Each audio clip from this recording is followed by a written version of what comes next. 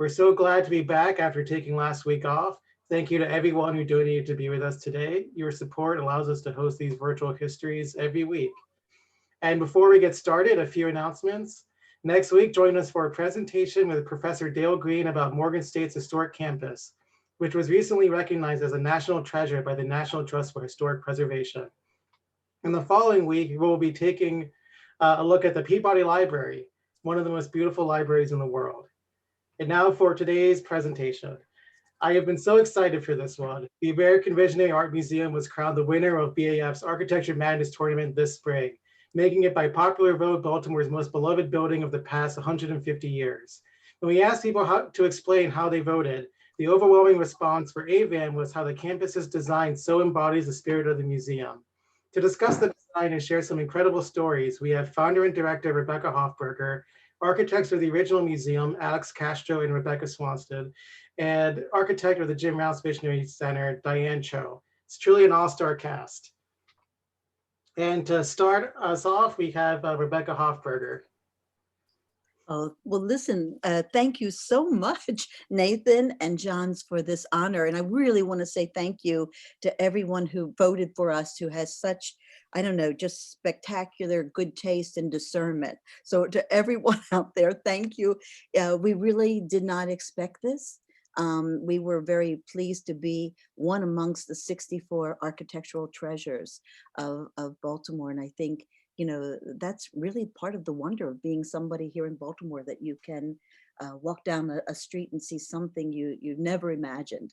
So this is the site, and it's, you know, for in real estate terms, a very coveted site. It's we now occupy 1.1 acres of the eastern slope of Federal Hill Park. That was done in 2 phases, which you'll hear about.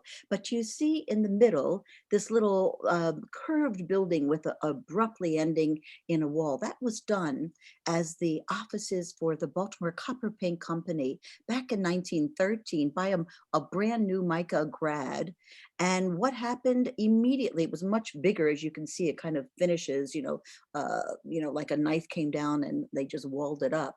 A lightning strike happened in 1914, 1 year later. So what did we do? We later will put a giant 3-ton whirligig right there, and it's not been hit by lightning to date. So you see that this was the campus for the Baltimore Copper Paint Company, and then before that for Rouse's, Whiskey Warehouse, etc. And what was interesting, why didn't somebody else jump on and develop this?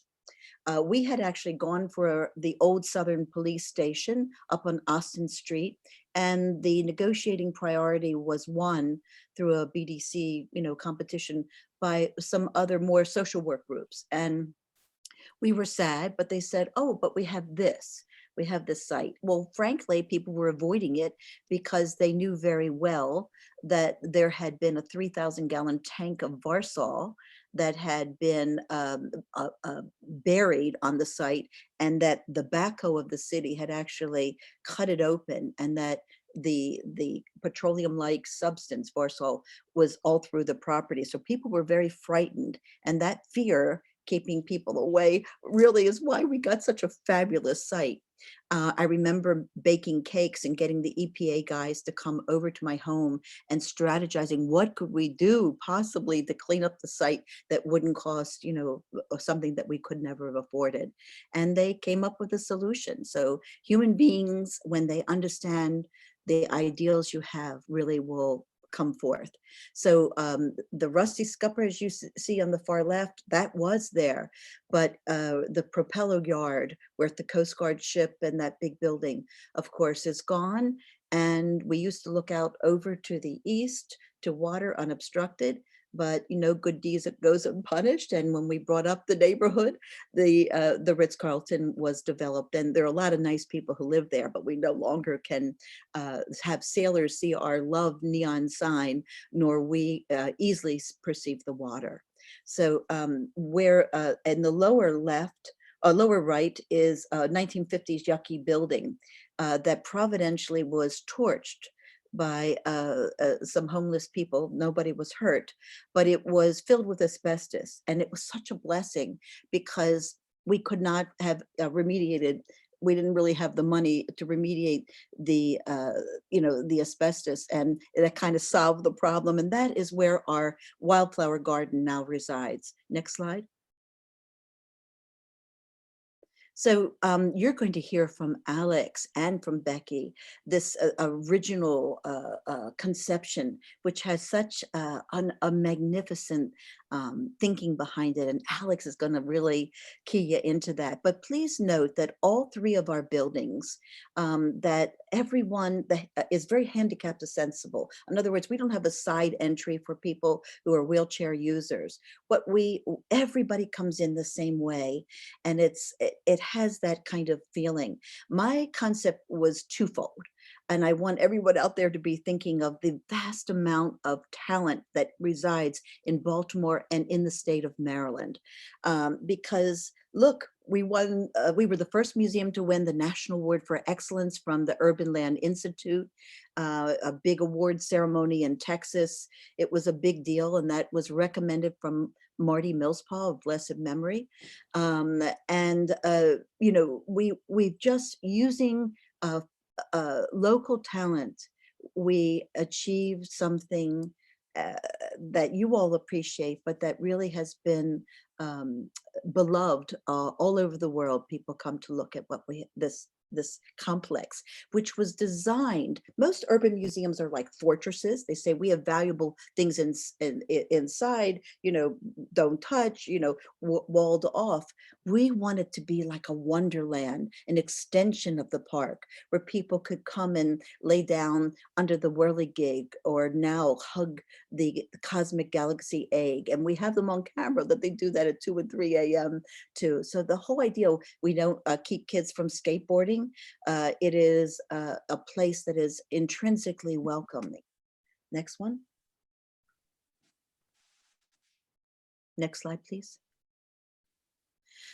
These are the models. This would be as if you were up on Federal Hill, and Alex will explain these curved concrete walls. But I want to give a shout out to Davis, Bone, and Friedel, because it's one thing to draw on a piece of paper the cantilevered cafe balcony that you see in the middle. The pole just stands for where the whirligig would be, and another thing to engineer that to work. And they were able to come through for us. And I remember, I don't know if Alex and Becky remember, when we realized we were going to have to pay some structural engineers to make all this beautiful dream come true, we got a bid, and it was so far more than what I had fundraise for. And I didn't want to go back to people who had in good faith invested in this, unknown person with no museum background, to say, oh, by the way, we need another 200,000. So we really watched every penny, and we had the Salisbury firm of Davis, Bone, and Friedel work with it. And that was a very positive experience. Next, please. I have to say, originally we were only going to be developing the main building, not the one to your left on the screen, because we were believing that we could put our tall sculptures up on the roof. But the neighborhood said, no, we don't want to set a precedent. Nothing can be higher than Federal Hill Park. And I said, well, then we can't do this project, because so much of the best of visionary art is gargantuan, and I need that.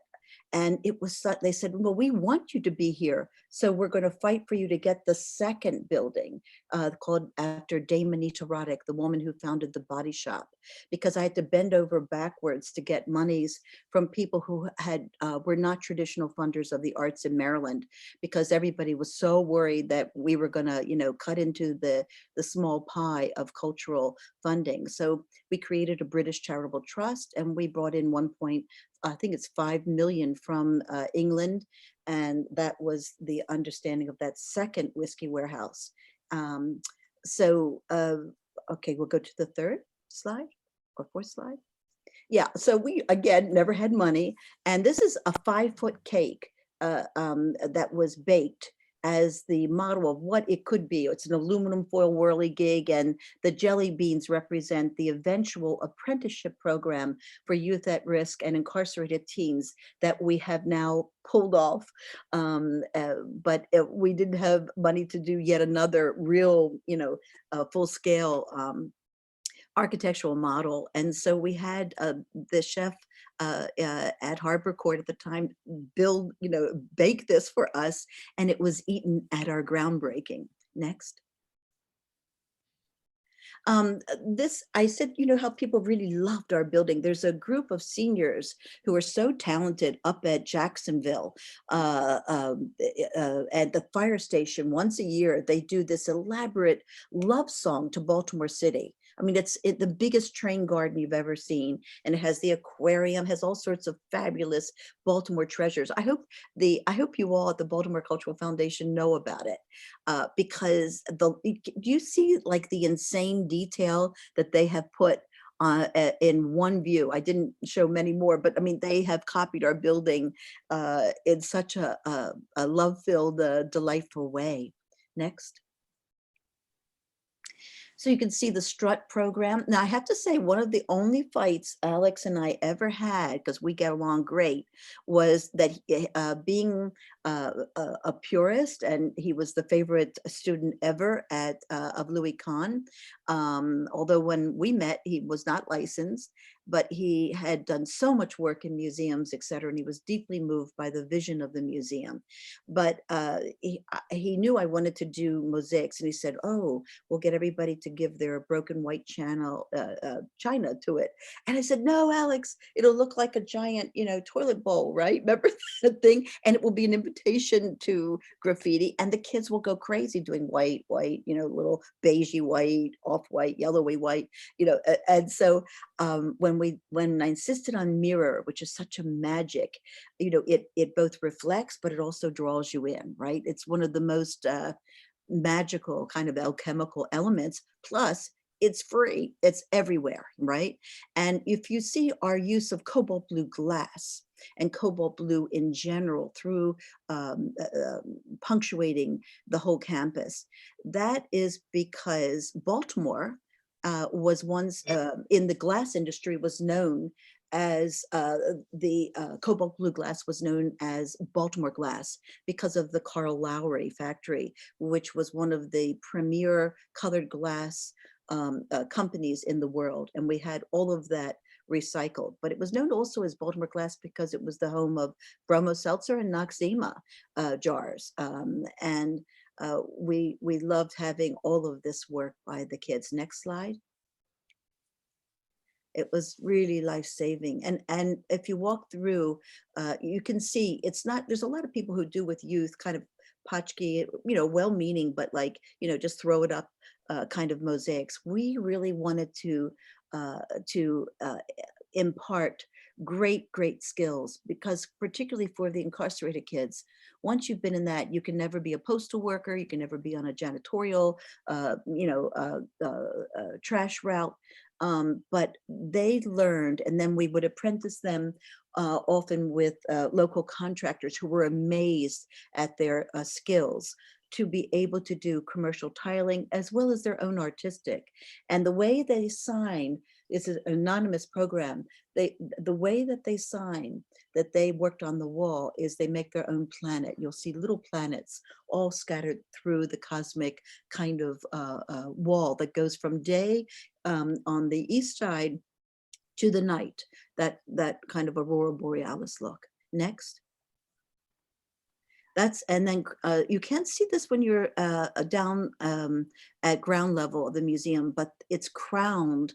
Again, see all those kids all by their planets that worked on the wall, and you see so much cobalt blue. So the top swirl of the museum really, again, originally we had hoped that in this kind of genius, David Hess, this was his biggest commission to do all of our metal work.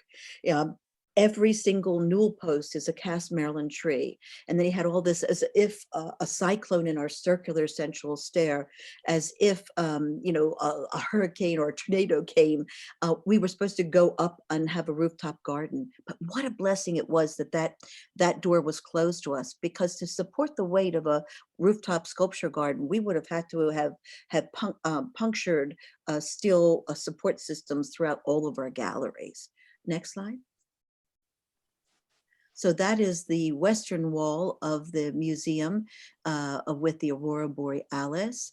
And again, it was this was all incarcerated teenagers. And remember, our cornerstone is that creative acts of social justice constitutes life's highest performance art.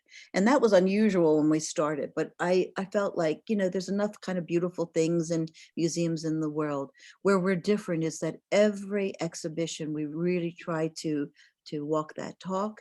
And this is all the Aurora Borealis that was overseen by an artist named Murray, but it's the kids' work that, again, is so meaningful to us. Next. The front of the building, when we were just kind of learning how to do it. Again, it reflects the rising sun, and you see a very Louis and Kahn, well, Alex will tell you about that, you know, inspired window in from our cafe, looking out at the rising sun that you can see reflected below. Next, please. Oh, okay. So we told you we had the cosmic galaxy egg. And so this is what you have to know. We were so thankful to BDC that they even offered in a competitive way the first buildings. But they also told us, well, we realize you're landlocked, right? You know, it's a small, skinny island. And we will keep the property to the south of you for 10 years so that if you need it by then, you can use it. Well, we opened, and 5 months later, they put it out to competitive bid. So much for promises, right? So we, you know, we were working as hard as we could just to keep the museum going and fresh. And we had to enter a second capital campaign. Not a joy, I can tell you.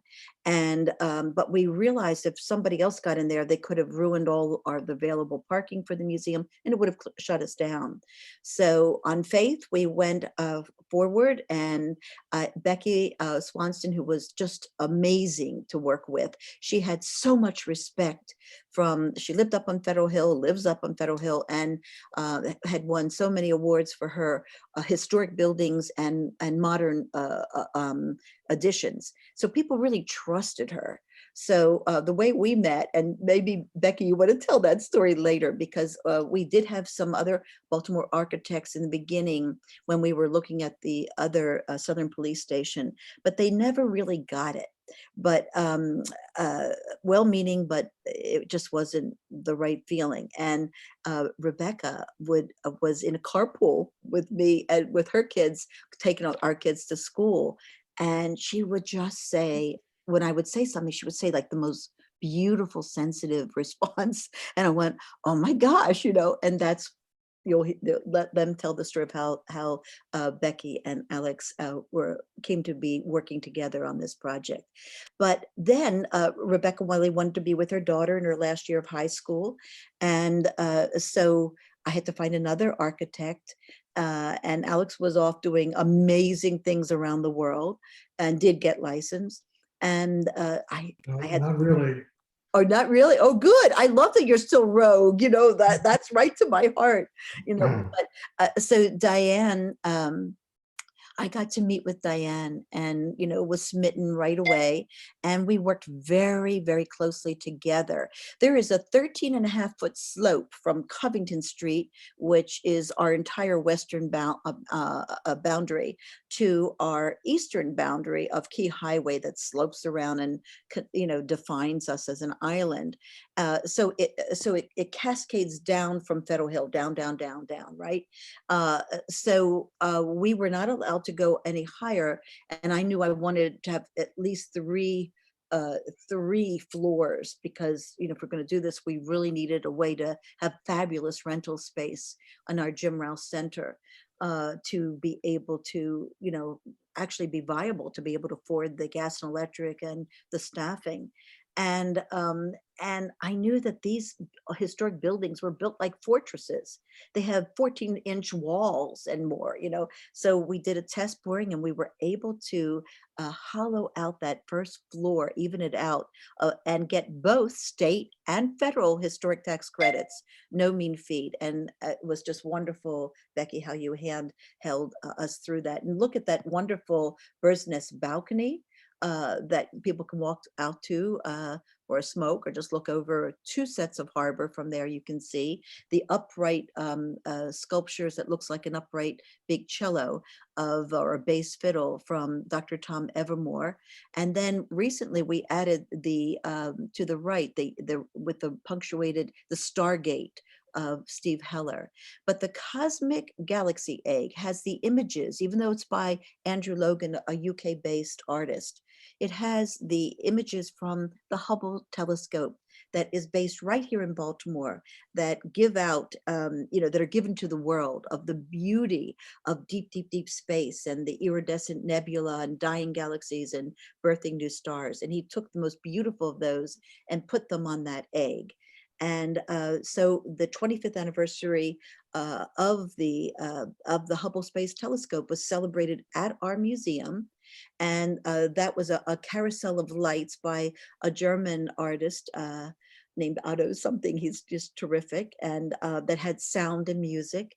And that's what you're him looking up at his sculpture, etc.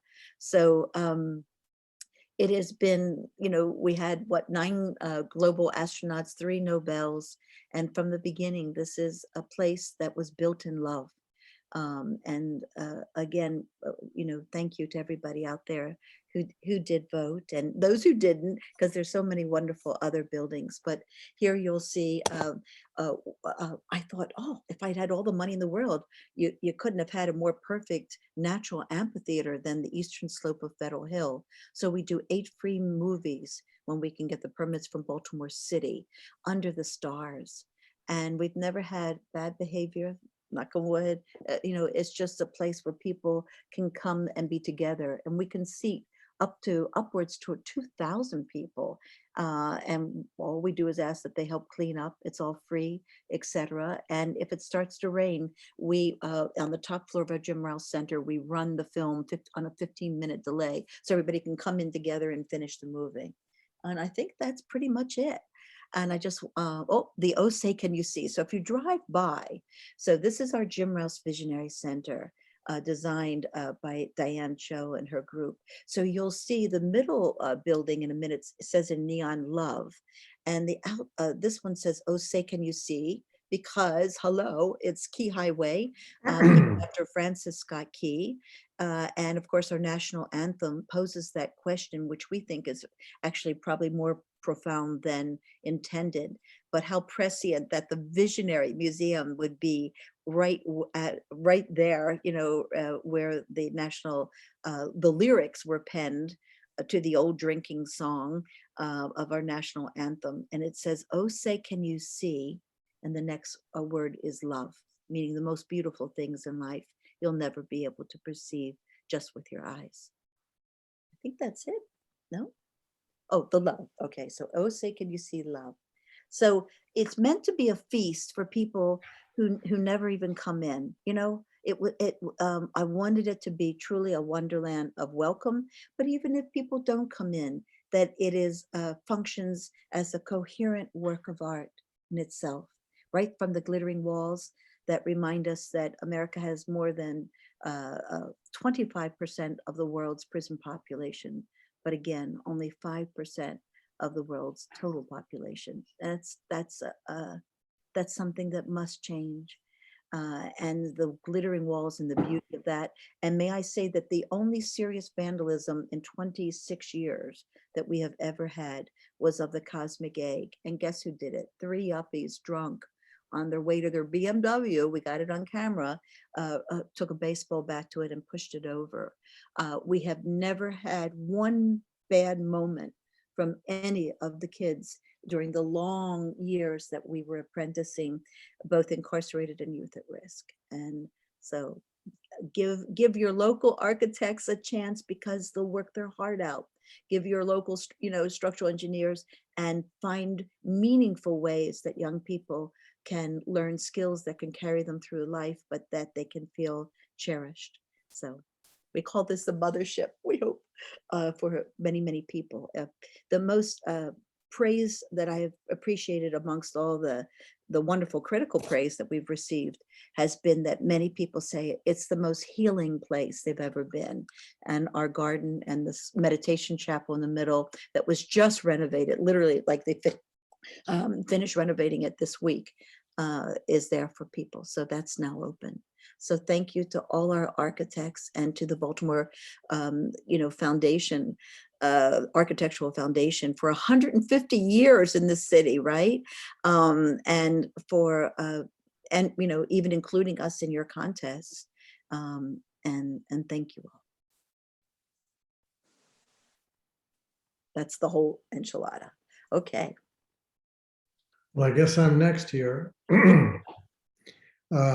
Thank you, Rebecca. I mean, there's hardly much anybody can add after that, actually, but thank you very much. And you talk about the spirit of this all. It had to be the most spirited project that I've ever been involved with, obviously. And I just want to add a few examples of the design decisions that Becky and I made that led to form AVAM's first building. Like a poem, a building can often be evocative, alluding to all manner of things. And like any good poem, it should be somewhat indirect and mysterious. I'm often asked what the building alludes to. Is the large window an eye? Why are the walls falling away from the building? My answer is that it is that, and it is anything you see. It is a kind of storm. It is a beast. It is a heart. It is all those things, and still it is none of those. It is only what you see in it. But as we worked on the project, certain metaphors became helpful and added to the spirit of play that Becky and I had throughout the process. And I just want to say one thing about this entire process, and that is that it was fun. It never stopped being fun. And William Faulkner was once asked why he writes. And he said, because it's fun. And I think that is pretty much what we carried through this project. There were moments that were certainly contentious, but God, it was fun the entire time. And even after 25 years, I can still feel the generated fun of all that. But anyway, having just gotten to know each other, our first decision was that each of us would develop a concept separately, and each had to include the existing building. Other designers who had approached this project felt the old copper paint structure was an impediment and should be demolished. We were actually excited to keep it, and its curved form became the foundation of our proposal. Next slide. After deciding which of the two concepts to follow, we focused on making the structure expressive rather than passive, to make it expressive of the power of the visionary art it would hold, and expressive of Rebecca Hoffberger's own vision and her amazing energy. Next slide. Oh. From the beginning, our concept seemed to want to be helical, like a nautilus or a rose. And the building walls wanted to be set free, blown outward or sucked inward, as if this helix were a storm, some kind of storm frozen in time. Next slide. That's the rose aspect. Next slide. The entry to most museums is orthogonal. There's a certain formality in ascending the entry stairs. Our developing building demanded a softer, more indirect entry, one that slides you into the building much as a nautilus or some other creature slides itself into its shell. Next slide. And there you can see, I think, a little of the illusion that we were working with. Next slide. One of us had become fascinated by Man Ray's photograph of a building that seems to have a freestanding wall. We felt it would be appropriate for the AVAM building to play off of this image, strengthening the sense of the old building as a shell containing the new building. Next slide. And there you have that corner, that freestanding brick wall, which ends the old building and is perforated by the new building. And you can see how we slide right into the building. Next slide. Finally, the building seemed to ask for a counterpoint to the curvilinear form that was driving the design. So he developed a central, somewhat axial corridor, visually connecting Federal Hill on one end to the harbor on the other. Of course, now the ridge stands in the way of the harbor, but that axis is directly, connecting the two, Federal Hill and the harbor, and it does so visually. Next slide. So there it was, a storm, a beast, something that had an organic pulse to it. At this point, it was Rebecca Hoffberger who took the building forward on its next visionary adventure. And that's where I am. So Becky? Hey, I think, yeah, I'm next. And actually, I want to start by just thanking Rebecca Hoffberger because she breathes life into this building. Alex and I gave the framework for it, but without Rebecca Hoffberger day to day working so hard to keep the museum going and inspiring people to be involved. But for us, putting together a team was really important. And Rebecca very much was part of our team through the design process. Alex and I would brainstorm and come up with these ideas, but without Rebecca's input, we felt that she very much helped form the building.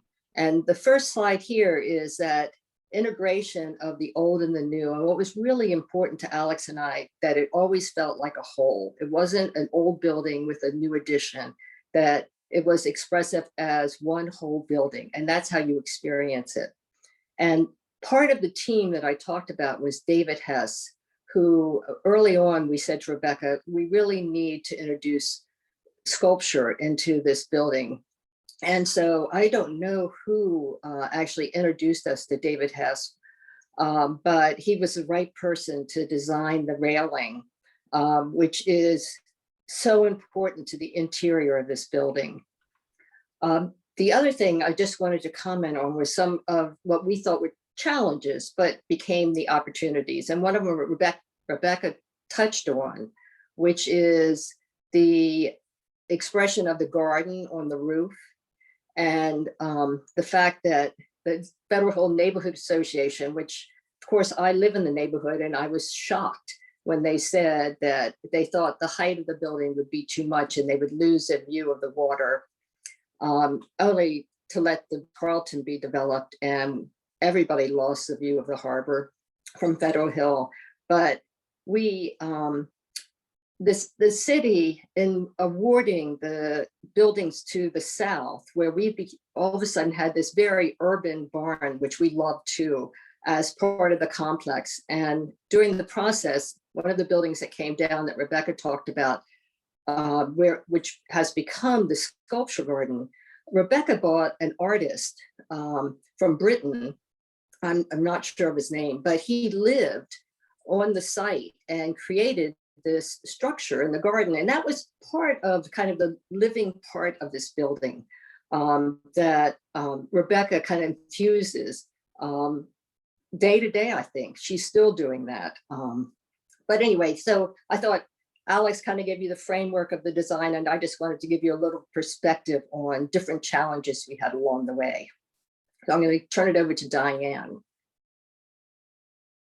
Oh, well, I have a couple slides there. And let me just finish with the blue. If you saw the model, we actually had the intention of adding blue dye to the concrete. And through the process, blue dye, who knew this, was a very expensive dye to buy. And by the time the structural engineers had figured out how much blue dye would have to go into the concrete mix to actually infuse it with blue, it would displace the strength of the concrete. So we eliminated that. And that's when there was some discussion of Gaudi's work, which is what was driving Alex and I about creating a blue exterior, but very different than what Rebecca did, but Rebecca introduced mirrors into it, which I think Alex and I first were very concerned about it, but I must say it's pretty magical today. So, Alex, do you have anything to say about that? He's on mute. Alex, you're on mute. Mute. Alex, if you can hear us, you're on mute. Unmute yourself, Alex. Down on the lower left. There you go. Am I unmuted? Yes.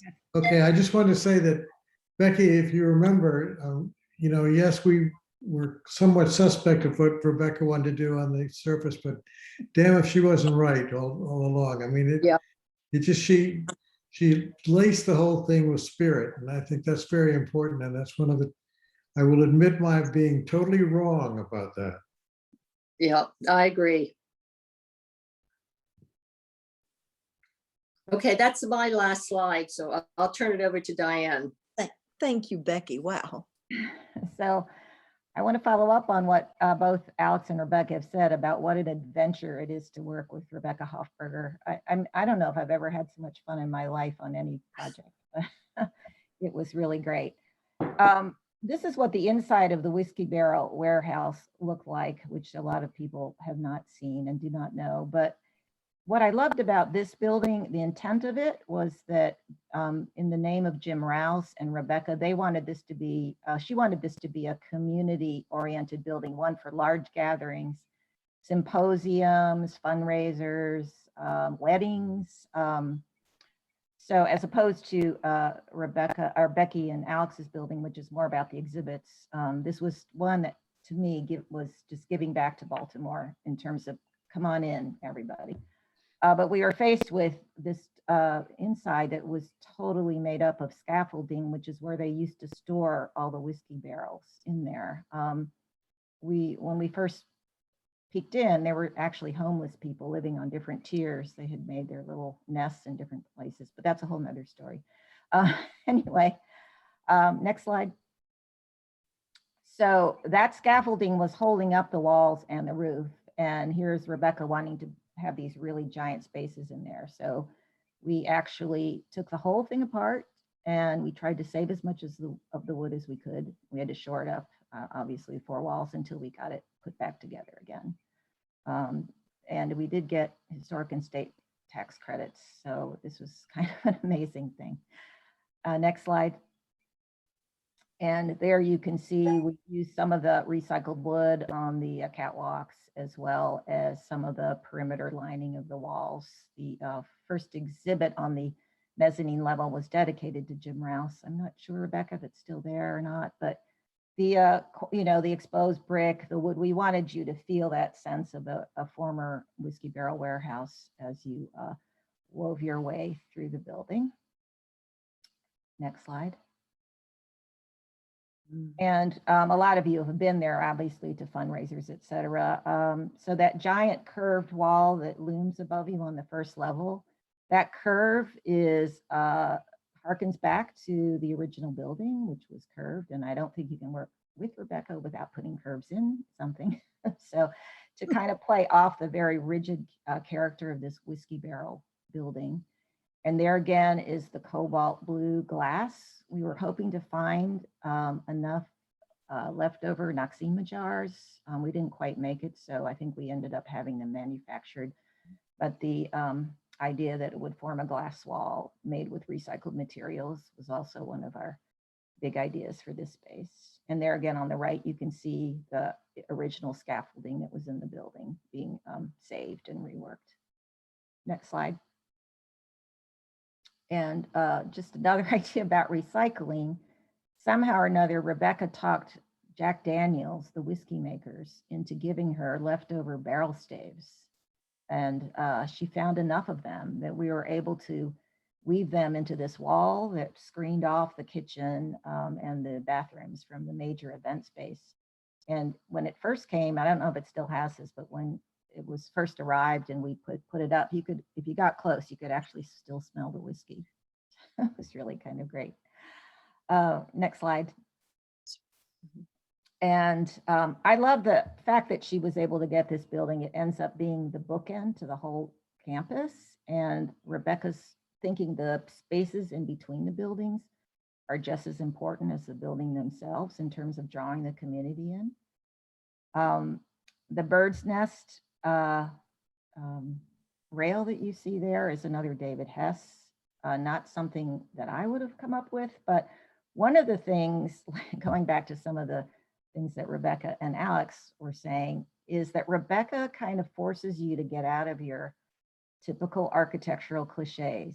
Of course, my first instinct would have been to do your stainless steel rail with the mesh or something, and boom, before I know it, I'm doing a bird's egg nest to go with the egg. And, it still had to meet code. It still had to be the right height and have the right spacing between the rails, et cetera. So anyway, she pushes you to get out of your element, and it's a challenge, but it's fun.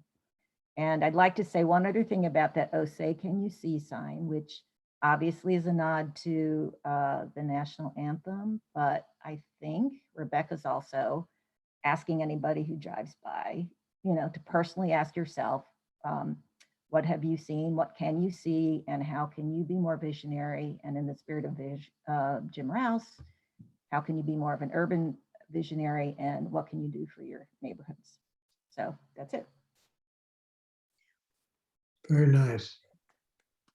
Oh, just let me clarify one thing.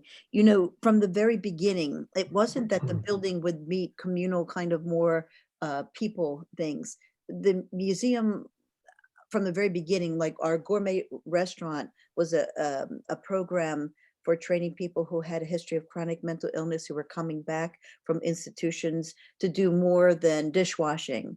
And in fact, Young Chef of the Year was won by someone who had a chronic history, apprenticed to the youngest winner ever in our first cafe, Peter Zimmer, of the youngest winner ever of the James Beard Award.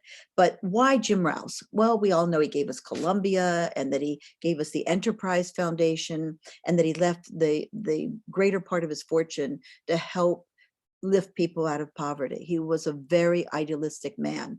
But on the second floor, which is still there, we tell his story about what a racist child he was. And he was brought up on the Eastern Shore, and he had polio as a kid, and he thought he was going to Princeton. And his father got back surgery at Hopkins and became addicted to painkillers. And in the same year where he thinks he had, overcome the polio to be a champion,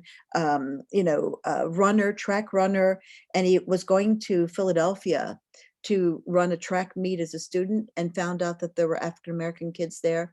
And he and his friend from the Eastern Shore turned right around and would not compete with them. So you have that experience. What was amazing was being able to talk about his transformation. So what happened when his father lost everything, and they went from being upper middle class on the Eastern Shore and thinking he's going to Princeton as valedictorian of his little school down there, he ends up homeless, not a suit to graduate in. And he had an older sister married to an American GI. And they said, well, because you're still just 17, we can claim you as a ward, and you can go for free to University of Hawaii. And he goes to University of Hawaii, which was the most international school of its day, with, African chieftains' children, and, Japan, like people from all over were going there. Very, very smart kids. And he saw people taking physics and, championing things. And he realized that everything he had ever learned about people in a racist way was false. And he committed himself from that time on to do everything he could to bring people together. And if you know anything about Columbia, Maryland, when it opened up, it was the most ethnically diverse community and mixed families in the United States, and it became a lifelong commitment. So it wasn't because he gave us a ton of money. His son was wonderful and supportive to us and had been a board chair, but it was me who wanted to encapsulate another kind of creativity that doesn't have to do with sculpture or painting on the wall or architecture, but it's my belief that you have to be fiercely creative to make substantive social change, because it's the hardest thing of all to do. So in one campus, we speak to all this myriad of intuitive intelligence applied to creativity. And again, Diane, you did such a wonderful job, and I love working with you guys. You're such a big part of my own heart and experience. And this was a building built in love. It wasn't, so today, because the corporations try to birth a corporation so it gets bought out and you can have all this money, right? And so I like so many of the older buildings. I was really only upset, Nathan, that the mocked building didn't get on the list of the 64, because it's one of my favorite buildings. I love the detail with, particularly historic buildings, but the amount of love that is in the details of this. And then one more thing about why our walls of our classroom are the cobalt blue glass. Leonardo da Vinci, the great polymath, inventor, engineer, artist, etc., made himself cobalt blue eyeglasses because he believed that the light filtering into his brain through that made him much more creative than he would have been. But don't drive with them, because it also kind of makes you out of this world a little bit too. But John Lennon wore them as well, etc. So that's the real secret as to why we push for the walls of our classroom and our boardroom to be filter in the light with that cobalt blue glass. And then in between are uprights of like melted beer glass looking in the amber uprights, because it was, hello, a spirited building. It was the whiskey, it was Four Roses Whiskey Warehouse. And do you remember where I had raised only like, I don't know, 1.9 million or something, and I knew it wasn't anywhere near what we needed, and I think people were more important than buildings, and I didn't know how I was going to raise the rest. And it came, it was the time where BDC said you have to show a significant progress in order not to lose the negotiating priority. And I told you I had a British Charitable Trust, and the man from England, our solicitor who ran that trust for free, had a cousin named Benjamin Franklin Kahn, a legend in the real estate investment trust field in DC. And he was quite a character. And we were coming for lunch. Everybody was just drinking iced tea or whatever. And one person asked for wine. And this is the day that by 5 o'clock that day, I was going to have to say whether I was in or out on the Jim Rouse Visionary Center extension. So I would have never had the joy of working with Diane Cho. And Benjamin Franklin Kahn brings up 2 bottles of wine for this one person amongst 6 that wanted wine with lunch. And one is a French bottle. And I used to live there. So I'm looking at the village and I'm just kind of see, oh, do I know this thing? And it says, imported to Key Highway. In the year that building was built, which was the end of Prohibition. And it had the label, it was a French book. I think it's, forget, something in Sons. We have the actual bottle to the left of our elevators, and we called it Message in a Bottle. And when I looked and thought that, what are the chances I could go to DC and on the very day I have to tell the city whether I'm in or out on this building, and I don't know what is the right thing to do. My employees were saying, go for it, go for it. But I was still worried, because it was going to be a lot more money to raise. And here's the label saying imported from the Cross and Blackwell Company, 840 Key Highway. They brought over more than Worcestershire sauce. They brought in wine and everything. And in English on this French label. And I screamed, we're doing the building. And Benjamin Franklin Kahn said, well, if you pull it off, I'll give you the bottle. So if you notice, a lot is actually already evaporated. We've never opened it, but old bottles kind of do that. So isn't that magic? I know this magical thinking. I worked in psychiatry for 5.5 years. I know that's like a no, but I'm telling you that really happened. That's a great story, Rebecca. And We'll take questions from the audience now. If you have any questions, be happy to share that with the panel here. But first question I have is, I got the sense, and this is for the architects, I got the sense from you that this was really like a dream project, a dream client, and it was something very special about this project. Could you say a few words about what made working on this project so special? Diane, you want to go first? I can. I think it. Rebecca. Well, first of all, the energy of Rebecca. It's just really amazing. She takes you to play. You almost have to pull her back. I mean, there's so many conservative clients out there that you have to try to talk them into things. This is the opposite. You've almost got to pull her back. I mean, that's what made it so fun. I also though want to say one thing about Rebecca. I think people think, oh wow, she's visionary, she's wild in her thinking. Da, da, da.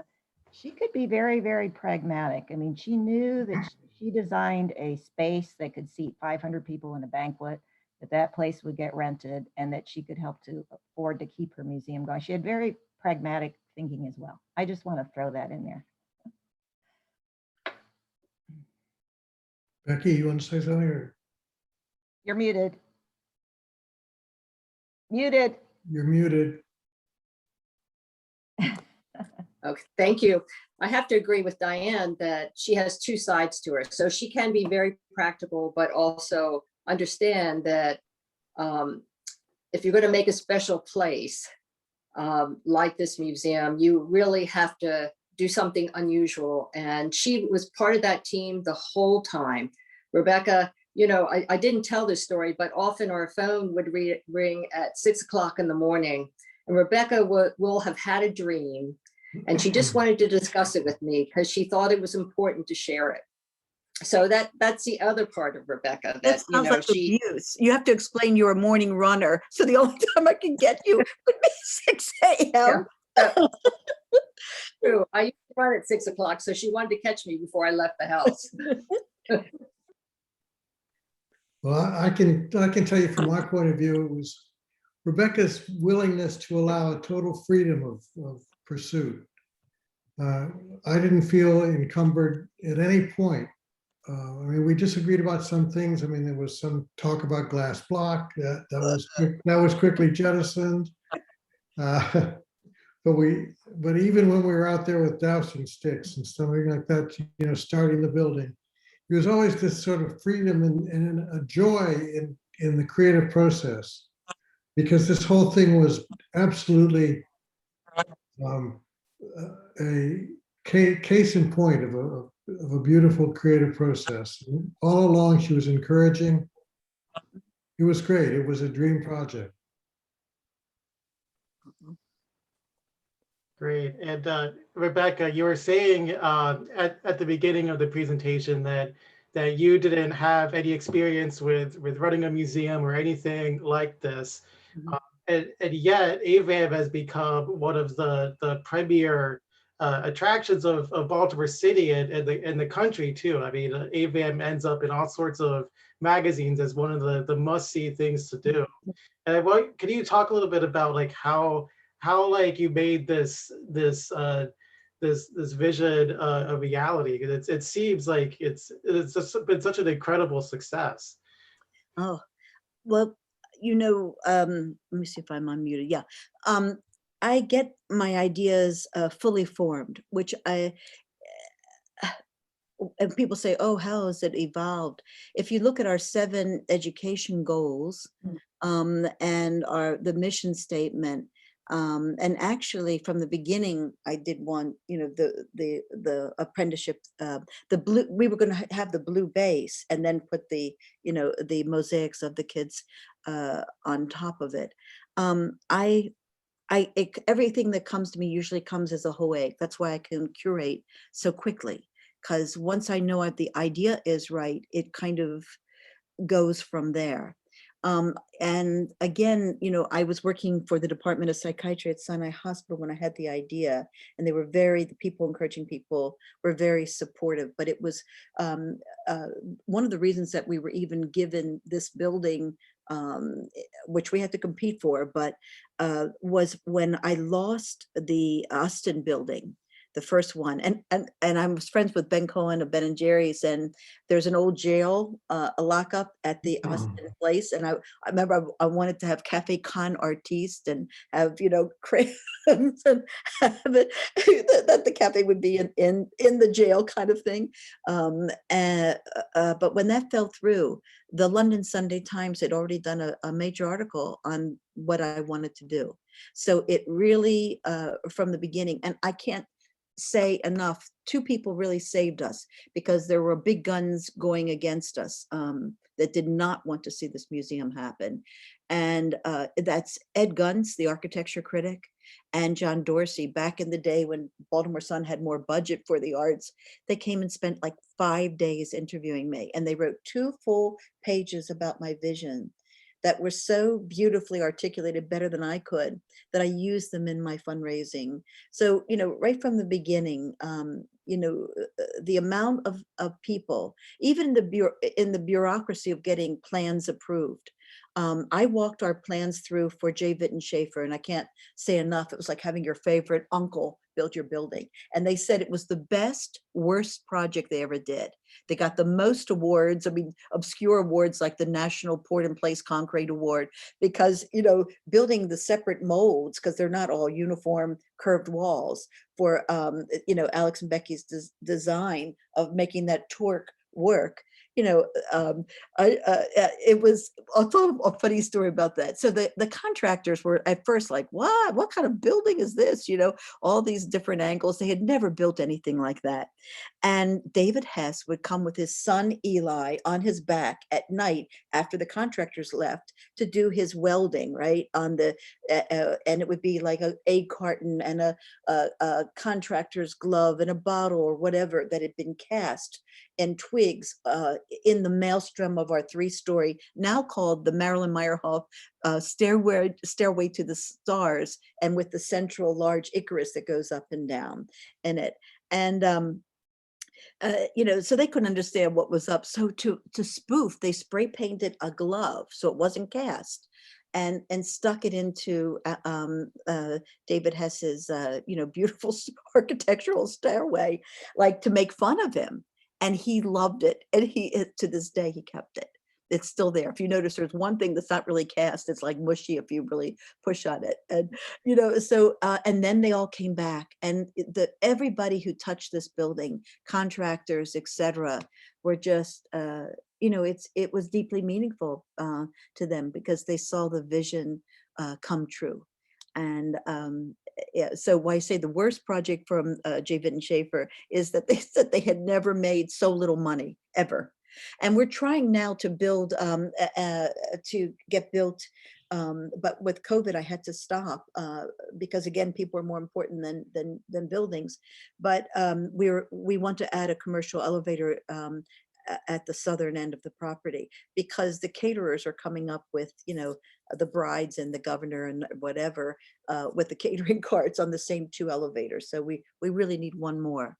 So I've been working with Diane on that project, and we still hope to bring that off.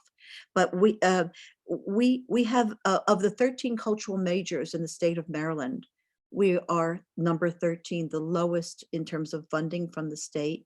Our budget is only $3 million in a good year, operating budget, and we earn more than a third of that. So when COVID hit, we lost $1.217 million of our $3 million budget.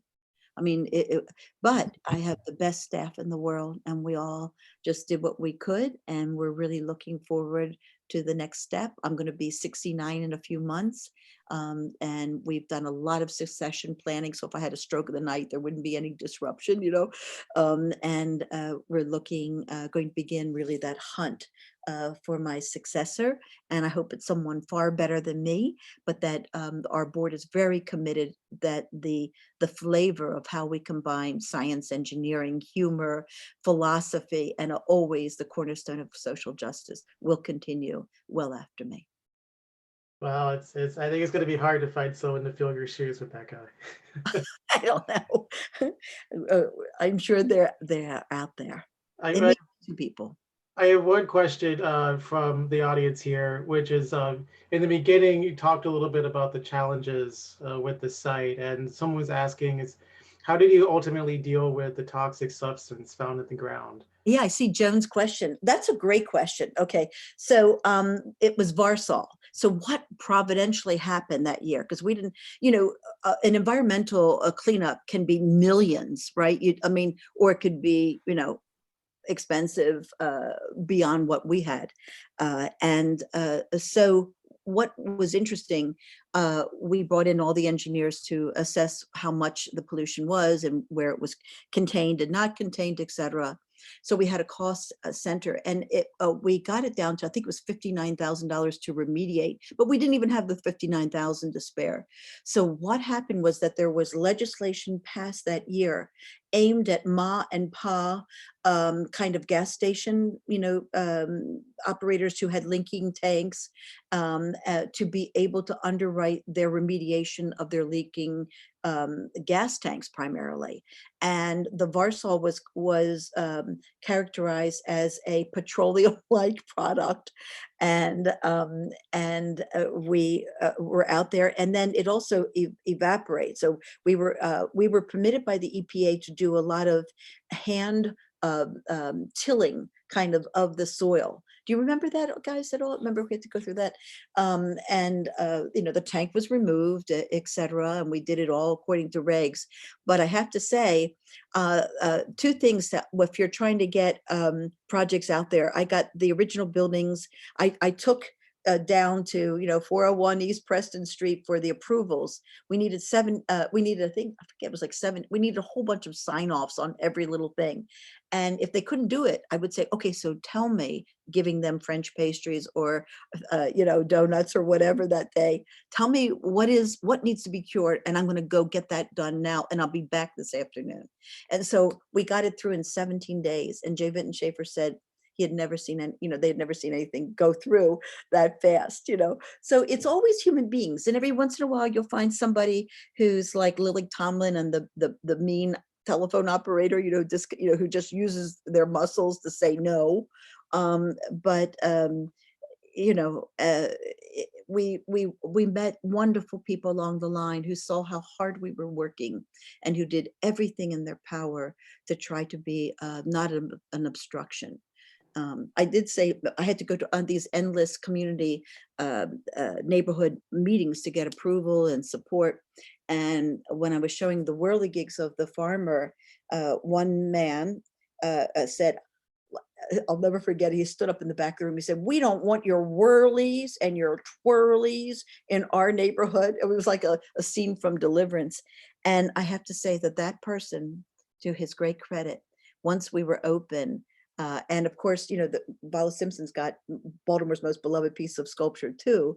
The whirligig, he came and he said, "It's my favorite piece of sculpture." So remember that they hated the Eiffel Tower too, right?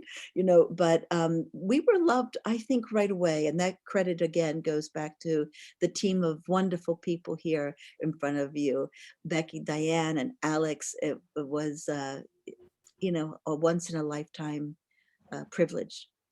And I'm seeing lots of comments in the chat box speaking to how much people love the museum. There's someone from England who's saying the last time he was in Baltimore is 1995, and seeing this presentation is inspiring him to want to come back.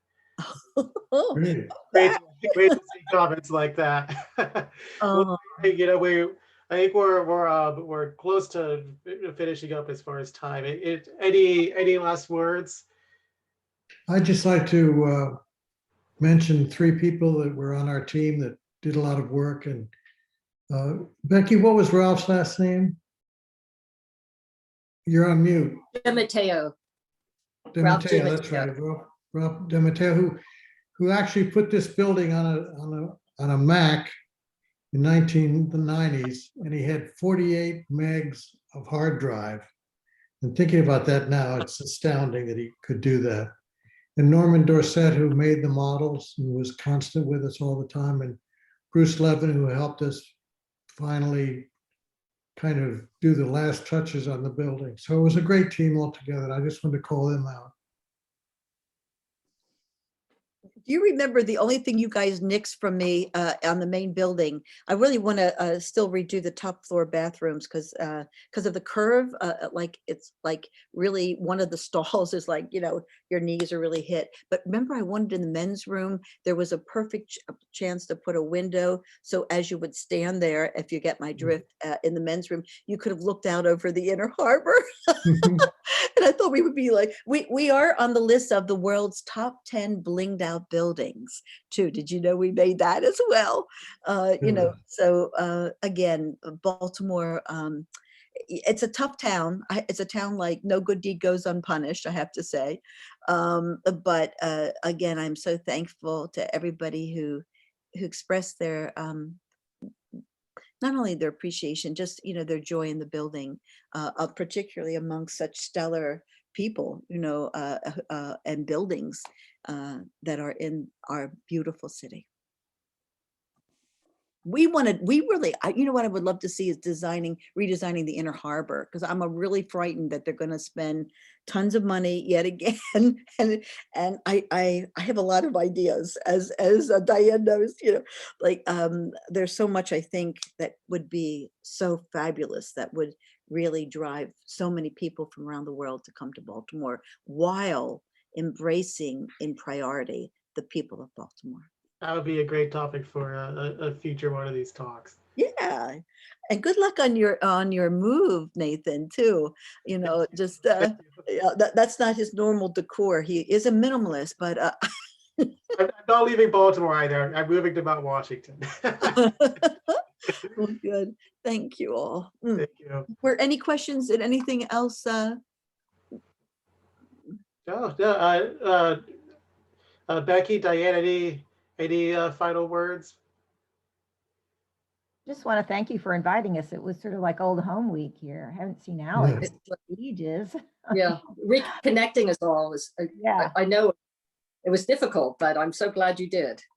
It's been fun. It's Yeah. always been fun. Well, I'm glad I gave you all a reason to get together. This was a lot of fun. Thank you. Bye. Hi, everyone. Bye. Thank you.